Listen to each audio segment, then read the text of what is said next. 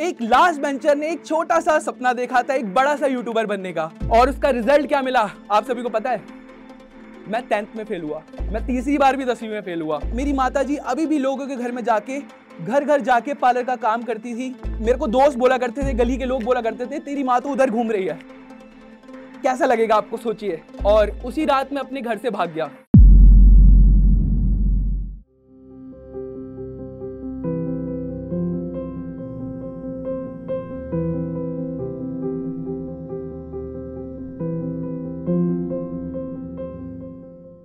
नमस्कार जी, केरो हाल। जिन्हें नहीं पता केरो हाल का मतलब क्या है, उसका मतलब होता है आप कैसे हो।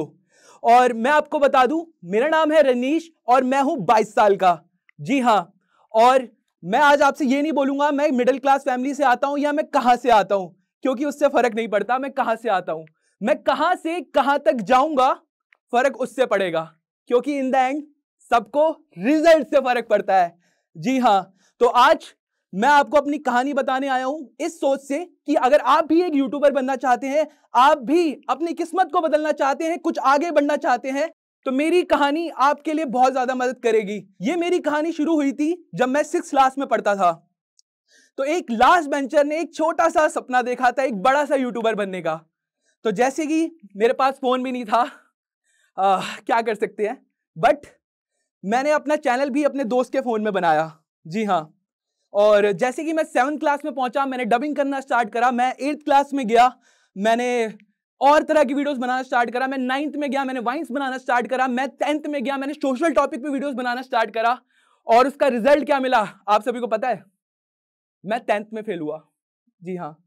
और मतलब जिंदगी ना वहां से बिल्कुल एकदम चेंज सी हो गई। कैसे बताऊं मैं आपको। और उसी रात में अपने घर से भाग गया। हाँ, आप कह सकते हैं कि मैं डरपोक था, अपनी जिंदगी से भागना चाह रहा था, तो हाँ मैं भाग गया था। और मेरी जेब में थे मात्र एक 10 रुपए का सिक्का। और मैंने ना रॉकस्टार मूवी देखी थी, सच्ची बता रहा हूं मैं आप सभी को। और मैंने ये सोचा था, रॉकस्टार मूवी देखी थी, जिंदगी बदल जाएगी, बॉलीवुड स्टाइल होगी एकदम, जैसे एकदम बाहर निकल जाएंगे और लाइफ सेट। तो मैंने सोचा कि भाग के ना मुंबई भाग जाऊंगा अगले दिन, अपनी तो लाइफ सेट हो जाएगी। पर वो 10 रुपए लेके जब मैं निकला ना, तो मैं एक बस की ना कोने की सीट पे बैठ गया था कि मुझे कंडक्टर देख ना ले, मुझे उतार देगा। और मैं फर्स्ट टाइम दिल्ली अकेला जा रहा था, और मेरे पास ये नहीं था कि मैं 10 रुपए उसे दे दूं टिकट के लिए, क्योंकि मुझे लगता था कि वो मेरे लिए आगे काम आएंगे। तो उसको बचा के किसी तरह मैं वहां तक पहुंचा। उसने मेरे को आधे रास्ते उतार दिया। फिर मैं वहां से पैदल गया, जैसे कि रॉकस्टार मूवी में हुआ था। मैं निजामुद्दीन दरगाह गया, मैंने वहां पे मत्था टेका, मैं वहां से वापस आया। फिर वहां से मैं पैदल बंगला साहिब गुरुद्वारा पहुंचा। और रास्ते में मैंने देखा, उस रास्ते में, कि किसी के पास कपड़े नहीं है पहनने के लिए, किसी के पास रोटी नहीं है, किसी के पास कुछ नहीं है, कोई ठंड में सो रहा है। वो चीजों ने देख के ना मेरे लाइफ चेंज कर दी, मेरा सोचने का तरीका चेंज कर दिया। मैं समझ गया कि बिना माता पिता के जीवन में कुछ नहीं है, उनका हाथ जब तक सर पे है जिंदगी में सब कुछ है।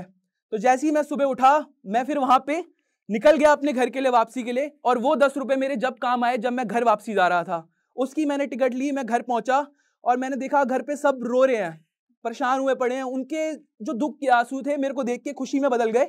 और उन्होंने बोला, बेटा ये मत करियो आगे से जिंदगी में।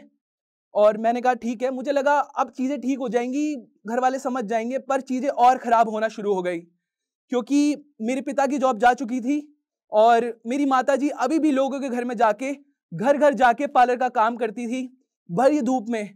और आप यकीन मानेंगे मेरे को सुनने में क्या मिलता था कि मेरे को दोस्त बोला करते थे, गली के लोग बोला करते थे, तेरी माँ तो उधर घूम रही है।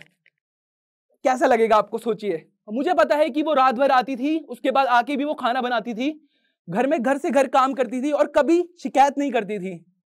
पर जब उन्हें लगा कि अब सर पानी से ऊपर जा चुका है, उन्होंने एक दिन मेरे पास आई, मैं बैठा हुआ था, मैं फोन छोटा मोटा चला रहा था, कीपैड।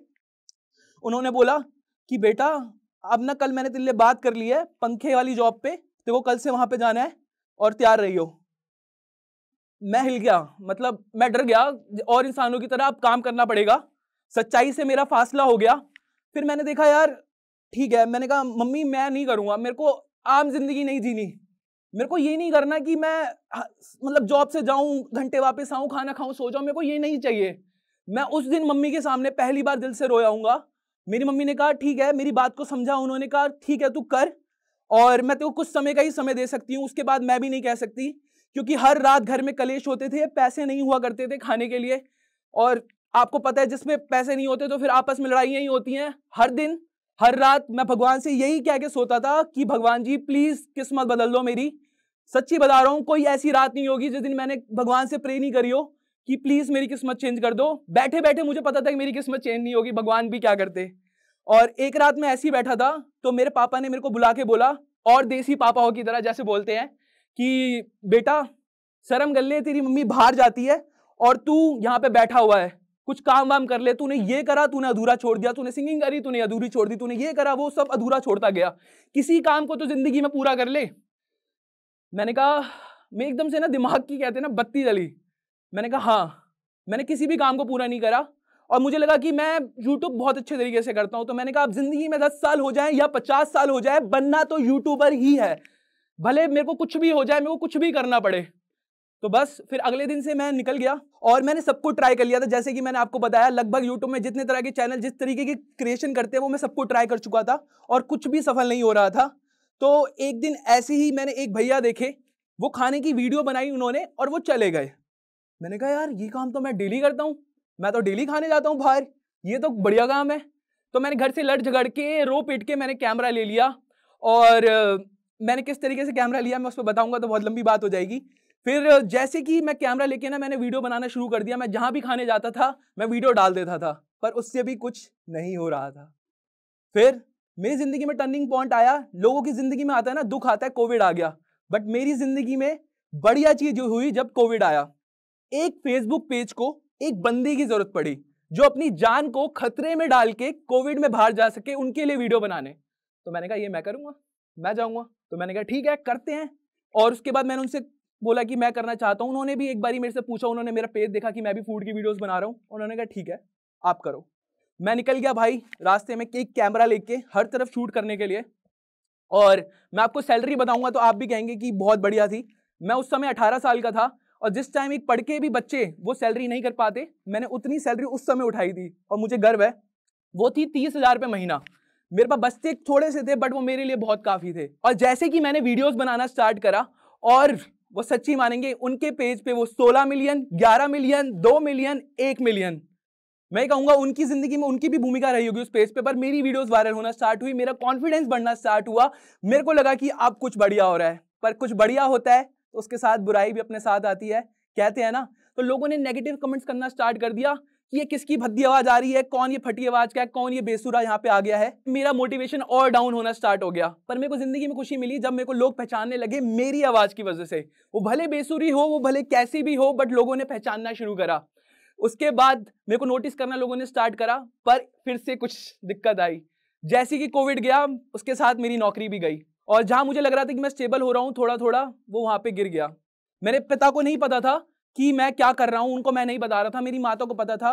उन्होंने कहा अब क्या होगा, अब क्या करेंगे, क्योंकि जो सेविंग थी वो भी घर में कहीं ना कहीं लगी गई, कुछ बचा नहीं था मेरे पास। और जेब के नाम पे मेरे पास कुछ 500-600 रुपए बचे होंगे क्योंकि खर्चा बहुत लग जाता था। आपको पता है फूड व्लॉगिंग वीडियोस बनाना इजी नहीं है जितना लोगों को लगता है। और मैं फिर से उठ के ना मानो जमीन पे आ गया था और कुछ दिख नहीं रहा था, कुछ समझ में नहीं आ रहा था अब क्या किया जाए। बट सोचा एक रात कि कुछ तो करना पड़ेगा, क्योंकि यहाँ पे हार मान के बैठ गए तो सिर्फ हार ही जाएंगे, कुछ करते रहेंगे तो कहीं ना कहीं तो पहुंच ही जाएंगे। तो फिर अगले दिन मैं निकल गया, अपनी वीडियोस वापस बनाना स्टार्ट कर दिया। मैंने बड़े बड़े यूट्यूबर्स के सेट पे जुगाड़बाजी करके मैं पहुंच गया। मैंने उनसे बोला मुझे कुछ भी काम दे दो, मैं आपके भाई साहब पानी भी पिला दूंगा। मैंने चीजों को समझना स्टार्ट कर दिया, उन सबसे मैंने फीडबैक लेना स्टार्ट कर दिया, उनसे समझना स्टार्ट कर दिया कि चीजें किस तरीके से वर्क करती हैं। फिर मैं आया, क्योंकि ना वो चीजें भी इतनी तरीके से आगे नहीं चल पाई क्योंकि खर्चा लगता था, जाने के लिए पैसे चाहिए होते थे, कुछ भी काम करने के लिए। तो मैं जब निकलता था तो मेरी मम्मी चुपके से मेरी जेब में 200 रुपए डाल दिया करती थी। उन्होंने कहा कि बेटा तू जा, तू कर। मैं उनसे 1 रुपए नहीं लेता था किसी भी यूट्यूबर से। मैंने कहा मुझे सिर्फ बुला लो, मुझे करना है काम। तो मैं अपने पैसे लगा के उनके शूट पे जाता था, बस सीखने के लिए, बस कुछ करना था, मुझे जाना था, मुझे देखना था कि किस तरीके से होती है ये लाइफ, क्या होती है। तो मैंने चीजों को बस समझा। फिर मैं आया, कुछ हो नहीं रहा था, तो जिंदगी में एक टर्निंग पॉइंट आया बहुत ही बढ़िया। अगर आपको भी एक यूट्यूबर बनना है ना तो ये बात शायद आपके लिए बहुत ज्यादा काम करेगी। सच्ची बता रहा हूं मैं आपको। जिनको देख के मैंने फूड व्लॉगिंग करना स्टार्ट करा था ना, उनसे मेरी वापस मुलाकात हुई। उन्होंने मेरे को बोला कि यार क्या कर रहा है ये तू, कैमरा बेच और फोन खरीद ले। मैंने कहा यार कैसे आदमी है, मैं घर से लड़ झगड़ के कैमरा खरीदा और कह रहे फोन खरीद ले। मतलब पक्का ये मेरे बारे में ना कुछ गलत सोच रहे हैं, ये चाहते हैं कि मैं आगे ना बढ़ूं। मेरे मन में 100 तरीके के क्वेश्चन आए, बट मैंने ये सोचा कि मेरे से कुछ बड़े हैं, पक्का कुछ ना कुछ मेरे लिए तो बात होगी। तो मैंने सोचा कि ये कैमरा बेचते हैं और फोन खरीद लेते हैं। मैंने वही करा। कैमरा जितने में मैंने खरीदा था उससे कम भाव में बेचा और उससे महंगा फोन खरीद लिया। करीबन 30,000 का वो फोन होगा, OnePlus का वो फोन था। और मैंने वीडियो बनाना शुरू कर दिया, बट जब भी कुछ नहीं हो रहा था, मतलब कुछ हो ही नहीं रहा था मेरी जिंदगी में, तो बहुत बड़ी बात है। काफी सालों से लगा रहा, कुछ हो ही नहीं रहा था, कुछ दिखे एक सूरज की किरण, बस कुछ हो ही नहीं रहा था। छोटी छोटी वीडियो वायरल हो रही थी, उससे कुछ हो नहीं रहा था, कुछ पैसे नहीं आ रहे थे, अपने ही पैसे लग रहे थे। कहते हैं ना, जिंदगी में इंसान हार मान जाता है। और घर वालों की तरफ से पीयर प्रेशर था, यहाँ से प्रेशर था, पढ़ाई नहीं थी मेरे जीवन में, मेरे पास कुछ नहीं था, ना प्लान बी था ना प्लान सी था, बस था तो सिर्फ आगे चल के यही करना। मैं हर रात बात करता था कैसे क्या कर सकते हैं, कैसे आगे बढ़ सकते हैं। और मैं फिर से 10वीं में फेल हुआ। जी हाँ, दूसरी बार। आपको लग रहा होगा यहाँ पे बात खत्म होगी होगी, नहीं, मैं तीसरी बार भी 10वीं में फेल हुआ। मैं 3 बार 10वीं में फेल हुआ। जी हाँ, और आप कह सकते हैं कि मैं एक बुरा स्टूडेंट था। जी हाँ, और बुरा बच्चा भी था, क्योंकि जब तक कुछ कर नहीं रहा था, लोगों की नजर में रिजल्ट नहीं मिला था उनको, और कुछ हो ही नहीं रहा था। तो सिर्फ कहते हैं ना, जहां पे कुछ नहीं होता वहां पे भगवान होते हैं, और भगवान की कृपा सबसे बड़ी होती है। अगर आप उसके आगे झुक गए ना, वो आपको खोल के हाथ देता है। तो मैं गया था अमृतसर गोल्डन टेम्पल, और वहां पे जाके मैंने मत्था टेका। मैंने कहा भगवान जी कुछ हो नहीं रहा, कुछ करिए। और वहीं पे ना 5 रुपए की कोल्ड ड्रिंक की एक दुकान थी। मैंने कहा वहां की वीडियो बनाते हैं, और मैं वहां की वीडियो बनाया, और मैं वापस आया, और मैंने वो वीडियो जब डाल दी, और आप यकीन नहीं मानेंगे, वो वीडियो यूट्यूब पे 1 मिलियन और फेसबुक पे 11 मिलियन एक दिन में गई थी। जी हाँ, और क्योंकि मेरी वीडियोस तो पहले भी वायरल हो रही थी, बट मेरे पास पैसे नहीं आ रहे थे। बट कुछ हुआ ना, भगवान की कृपा चालू हुई, मेरे पास पैसे आ गए। कितने आ गए मैं आपको बता देता हूं। तो मेरा पहला पे आउट आया यूट्यूब और फेसबुक को मिला के 80,000 रुपए। जी हाँ, मतलब वो मेरे लिए यार बहुत बड़ी अमाउंट थी। मतलब कैसे बताएं, एक मिडिल क्लास फैमिली के लिए जिसके पास 8 रुपए नहीं है जेब में, उसके बाद एकदम से 80,000 रुपए आ जाए, तो आप सोच सकते हैं कि जीवन किस तरीके से उसको लगता है कि बढ़िया हो गया। और मेरे को याद है कि मैं पहली सैलरी लेके अपनी माँ के हाथ में गया था, और वो जो थे ना, उनके भाव वो बहुत ही ज्यादा अनमोल थे। मतलब देख के ना दिल को अंदर से खुशी मिल गई। और मैंने हाथ में जब उनके पैसे रखे, वो देख के हैरान हो गई कि इतने सारे पैसे कहां से लाके तूने रख दिए मेरे हाथ में। और मुझे याद है उस दिन मेरे घर पे ना भर के राशन आया था। हमने काफी टाइम बाद कुछ अच्छा खाना खाया था, और मेरे पिता को जब भी नहीं पता था कि मैं क्या कर रहा हूं। उसके पीछे भी मैं आपको बताऊंगा। फिर धीरे धीरे आगे मैं बढ़ता रहा, फिर वीडियो नहीं वायरल हो रही थी। लोगों को लगता है कि वीडियो एक वायरल हो गई तो काम हो गया, नहीं। उसके बाद भी आपको हर दिन, हर महीने, हर साल कुछ ना कुछ अलग करना पड़ेगा, तभी आप वीडियो अपनी वायरल कर सकते हैं। तो मेरी वीडियो फिर वायरल नहीं हो रही थी। फिर मैंने खाने का, मेरे को था ही शौक हर तरफ। तो एक बंदे ने बोला कि मैं एक चैलेंज रख रहा हूं, तुझे खाना खाना है और तुझे इतने पैसे मिल जाएंगे। मैंने कहा ठीक है, ये तो हम कर सकते हैं। मैं गया वहां पे, मैंने खाया और वो मैंने खत्म कर लिया, और मैं पैसे जीत गया। और मुझे पता नहीं था कि लोगों को ना खाते हुए देखना, किसी इंसान को ठूसते हुए इंसान को देखना पसंद होता है। अमेरिका में या फिर कहीं भी हम विदेश की बात करें, बाहर ये बहुत सारी चीजें देखने में लोगों को पसंद आता है, मजा आता है, मुझे नहीं पता था। और वो वीडियो एक दिन में मेरे ख्याल मिलियन हो गई थी। मैंने कहा यार ये तो बहुत बढ़िया है। फिर मैंने खाना स्टार्ट कर दिया, और एक ट्रेंड ले आया मैं यूट्यूब पे, जो लोगों ने फॉलो करना स्टार्ट कर दिया, लोगों ने मजा लेना स्टार्ट कर दिया। और जैसे ही मैं वीडियो डालता था, वो मतलब 1-2 घंटे में मिलियन हो जाती थी। काफी बढ़िया चल रहा था सब कुछ। तो मेरे 1 मिलियन हो गए यूट्यूब पे, और मेरे को लोगों ने जानना पहचानना शुरू करा। और मेरे पास आया, मेरा सिल्वर प्ले बटन तो आ चुका था, बट गोल्ड का हर किसी को इंतजार होता है, वो मेरे पास आया। वो मेरे लिए बहुत अनमोल है। हर एक यूट्यूबर के लिए वो चीज एक तरीके से मोहब्बत होती है। हमारी पहली मोहब्बत तो कोई और होती है, पर दूसरी यही होती है। ना मेरे पास कोई टीम थी, ना मेरे पास कोई कैमरास थे, मेरे पास कोई प्रोडक्शन था। 1 मिलियन तक सिर्फ था, तो अभी वहां रखा है, एक फोन था सिर्फ, उसके अलावा कुछ नहीं था। जो मेरी थी ना चीज, वही चीज थी। हम कर रहे थे, लगे पड़े थे। और मैं आप सभी को बता दूं, मेरे पिता को ना बचपन से ना एक गाड़ी खरीदनी थी, और हमारे पूरे खानदान में ना किसी के पास गाड़ी नहीं थी। और मैंने सोचा कि क्यों ना अब यही किया जाए। मैं चुपके से गाड़ी लेने गया, मैंने पैसे दे दिए, मैंने डाउन पेमेंट कर दी। मैंने कहा इस दिन मैं गाड़ी लेके जाऊंगा, और मैं गाड़ी लेके गया उस दिन। मेरे पिता को नहीं पता था, मेरी माता जी मेरे साथ थी, और मैं गाड़ी लेके अपने घर तक नीचे ही गया था। मैंने फादर साहब को नीचे बुलाया, वो आए, और उन्होंने बोला ये तेरी गाड़ी है। वो कम बोलते हैं, उन्होंने ज्यादा भाव दिखाए नहीं अपने, और वो ना मेरे पैर छूने लग गए। उन्होंने कहा कि बेटा तूने बदल दिया, बस उनके यही शब्द थे। और वो गाड़ी में जाके बैठ गए। उन्होंने गाड़ी देखी ऊपर से नीचे, अरे अपनी गाड़ी है, ऐसी होती है भाई, बढ़िया मजा आ गया गाड़ी देख के। और क्या ही बताओ, वो खुशी बहुत ही अनमोल है।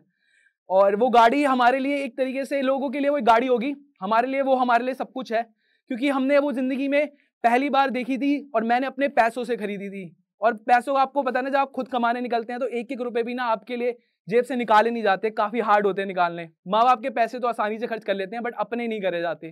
तो वो गाड़ी हमारे लिए अलग थी और खानदान में थोड़ी सी इज्जत मिलती है, क्योंकि मैंने शुरू में भी बताया था, जब आपका रिजल्ट मिलेगा, रिजल्ट लोग देखेंगे, जब ही आपकी इज्जत करेंगे। यही सच्चाई है इस दुनिया की, यही मैं आपको बता दूं जो है इस दुनिया में, कि आपका ना, आपको देख के ही लोग डिसाइड करते हैं। आपको इज्जत उसी तरीके से समाज में मिलती है, आपका नाम, पैसा, शोहरत, आप कपड़े क्या पहनेंगे, उसी से लोग आपको जज करते हैं और किसी से भी नहीं। तो आज हमारे YouTube पे 7 मिलियन सब्सक्राइबर्स हैं, Facebook पे 1 मिलियन है, Instagram पे कम से कम 4 लाख करीबन होने वाले हैं। इतने सारे लोगों का हमें प्यार यहाँ पे मिल चुका है आप सभी की वजह से। और आज हमारे पास एक छोटी सी टीम है, एक छोटा सा ऑफिस है जहां पे हम काम करते हैं। और मैं आपको बता दूं कि अगर आपको मैं अपने पैसे बताऊंगा तो आपके मन में आएगा लालच, ठीक है, बट मैं उसको अलग तरीके से बता देता हूं। मैं ये बता देता हूं कि मैं आज अभी तो नहीं बोलूंगा, बट 6-7 डिजिट में मैंने टैक्स भरा है। जिसके पास कुछ नहीं होते थे वो टैक्स भर रहा है, तो आप सोच सकते हैं वो कितना कमा रहा होगा। एक नंबर जस्टिफाई करना थोड़ा सा गलत होगा, क्योंकि वो ऊपर नीचे होता रहता है, और अगर मैं इतना बोलूंगा, इतना क्या, वो चीज़ आपको समझ नहीं आएगी। बट मैंने शायद 7 डिजिट में टैक्स भरा है, तो आप अंदाजा लगा सकते हैं कि वो क्या रहा होगा। और अगर आज मुझे कोई अपनी रेस्टोरेंट पे बुलाता है, तो अगर उसके पास रेस्टोरेंट है, तो मैं उससे बढ़िया चार्ज करता हूँ।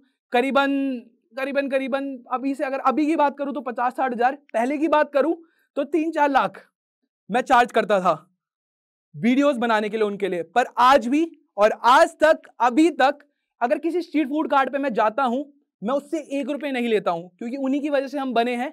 लोगों को लगता है फूड व्लॉगिंग बहुत आसान है, नहीं। स्ट्रीट फूड कार्ट से हमने आज तक पैसे नहीं लिए हैं, ना लेंगे कभी। भगवान ऐसी जरूरत भी ना आए कि मैं उनसे पैसे लूं। और मैं आपको बता दूं, लोगों को लगता है, पता है आजकल क्या चल रहा है, फूड व्लॉगर्स तो यार फ्री का खाने पहुंच जाते हैं, फ्री का खाते हैं, फूड व्लॉगर्स तो ये है, फूड व्लॉगर्स तो वो हैं, जहां फ्री का फंड का मिल जाए पहुंच जाते हैं। बट मैं आपको बता दूं, अभी की बात नहीं बोलूंगा, बट फूड व्लॉगर्स की वजह से ना कई लोगों की जिंदगी भगवान की कृपा से चेंज हुई है। लोगों तक हमने उनको पहुंचाया है, उनके जीवन में भी सुख आया है। हमारी वजह से किसी की अगर भलाई हो तो हम क्यों ना करें। और अगर आपको लगता है कि मैं बहुत ही ज्यादा पढ़ा लिखा व्यक्ति हूं, तो ऐसा कुछ नहीं है। मैंने चौथी बारी में 10th पास आउट करी और 12th मैंने एक ही बार में कर ली, क्योंकि समझ आ गई थी मेरे अंदर कि पढ़ाई भी जरूरी है, पढ़ाई के बिना भी कुछ नहीं है। बट अगर आप सोचते हैं कि पढ़ाई करके ही आप पैसे कमा सकते हैं, बड़े व्यक्ति बन सकते हैं, तो ऐसा कुछ नहीं है। मैं आपके सामने खड़ा हूं, एक 12th पास लड़का, जिसने इतना करा है, तो आप भी कर सकते हैं और आप भी मेरी जर्नी से कुछ सीख सकते हैं। और ऐसा कुछ नहीं है कि पढ़ाई से ही हमेशा करते हैं। वो कहते हैं ना, खेलोगे कूदोगे तो बनोगे खराब, और पढ़ोगे लिखोगे तो बनोगे नवाब। ऐसा कुछ नहीं है। पढ़ोगे लिखोगे भी नहीं, जरूरी नहीं है, क्योंकि वो आपको जस्टिफाई नहीं करता। आप कितनी समझ रखते हैं जिंदगी में, कितना आपके अंदर दिमाग है, कितनी चीजों को समझ के आप आगे चल सकते हैं और आप आगे बढ़ेंगे। पढ़ाई एक कागज का हिस्सा आपकी जिंदगी का फ्यूचर डिसाइड नहीं कर सकता। आप खुद अपनी जिंदगी को डिसाइड करते हैं, आपको क्या करना है, क्या बनना है जिंदगी में। तो आप खुद ही हैं अपनी जिंदगी के लेखक, और किरदार भी आप खुद ही है। जी हाँ दोस्तों, तो मैं शुक्रिया अदा करता हूं अपनी माता जी का, जिनकी वजह से आज मैं यहाँ पे हूँ, और उनकी ही हिम्मत की वजह से मैं टूटा नहीं, मैं लड़ता रहा। मैं उनका बहुत शुक्रिया अदा करता हूँ। अगर आप मम्मी वीडियो देख रहे हैं तो बहुत बहुत शुक्रिया, थोड़ा सा हम हो जाते हैं। और ये थी मेरी स्टोरी, और मैं शुक्रिया करता हूँ जोश टॉक टीम्स का, जिसने मेरे को मौका दिया यहाँ पे आने का और अपनी कहानी आप तक रखने का। और कहीं ना कहीं मैं भी जोश टॉक, मेरा एक ड्रीम था कि मैं यहाँ पे आऊं और बोलूं। हर किसी का सपना होता है कि अपनी कहानी यहाँ से शुरू करें, और इससे अच्छा प्लेटफॉर्म मेरे हिसाब से कोई हो नहीं सकता। बहुत बहुत शुक्रिया जोश टॉक टीम का, जिसने मौका दिया, और आप सभी का, जिसने आपने एक छोटे से लड़के को कहां से कहां तक पहुंचा दिया। कभी नहीं सोचा था सच्ची में, बहुत ही बढ़िया लगा। शुक्रिया आप सभी का, thank you so much, thank you so much.